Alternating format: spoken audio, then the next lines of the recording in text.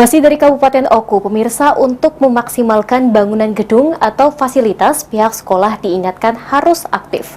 Jangan cuma mengandalkan dana APBD, melainkan harus mampu manfaatkan dana alokasi khusus yang bersumber dari dana pusat. Kabid Pembinaan SMP Dinas Pendidikan Oku Darojatun mengingatkan, jika saat ini banyak usulan pembangunan sarana prasarana sekolah yang diajukan oleh Kepala Sekolah pada kegiatan Musrenbang 2023 di beberapa kecamatan. Tidak semua usulan bisa tercover oleh dana APBD, mengingat keterbatasan anggaran, sehingga pembangunan diutamakan yang skala prioritas. Kendati demikian, sekolah tidak perlu berkecil hati.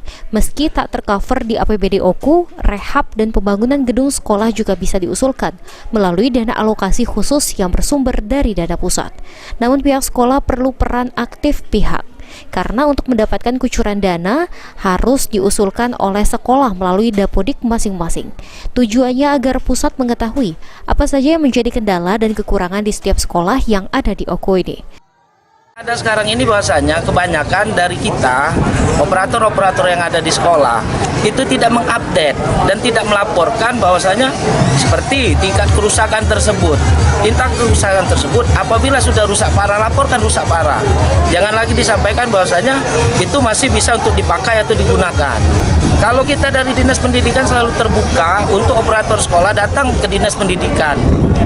Tujuannya adalah untuk kita bisa membantu bagaimana pengisian atau penginputan terhadap dapodik yang berhubungan dengan kegiatan tersebut.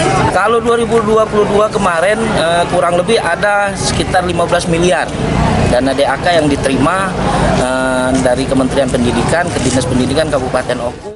Untuk itu, Darojatun meminta para kepala sekolah segera melakukan penginputan isian apa saja kekurangan dan kebutuhan sekolah ke dalam dapodik, sehingga pihak Kementerian Pendidikan bisa mengetahui dan menganggarkan sesuai apa yang dibutuhkan. Ari Pranika, PAL TV.